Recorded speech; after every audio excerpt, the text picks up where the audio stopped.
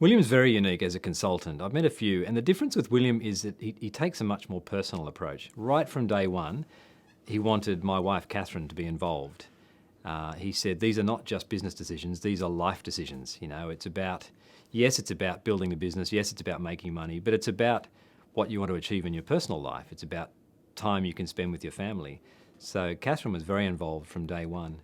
The other thing that was really good about that was that William said, having your wife there present in these meetings brings about a certain honesty. You know, your wife knows you better than anyone else in the world. So there's a real honesty about having her there in the room when you're talking about personal issues and business issues. He looks at the person. He looked at me personally. He got to know me, and he gave me a lot of very honest feedback about who I am and how people perceive me. My family life, my relationships. He looked at all of that to say that, you know, you're not going to perform well as a managing director if you're not in good shape as a person. You know, the two aren't separate. They're very, very much linked. So he spent as much time talking to me and my wife, Catherine, about what we wanted in life, what our goals were, where we were headed, because that's very much dependent on the success of the business. We can't plan holidays unless the business is successful.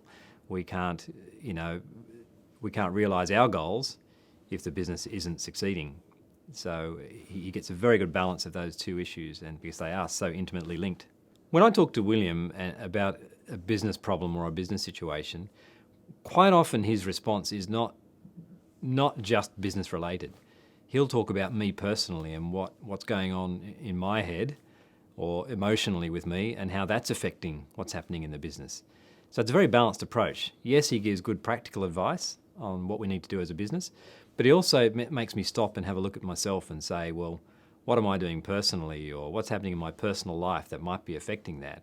It's a very holistic approach to business coaching. It's a lot more than just looking at the numbers. It's looking at me as a person, my family situation, what we're trying to do, and the business, looking at all of that together.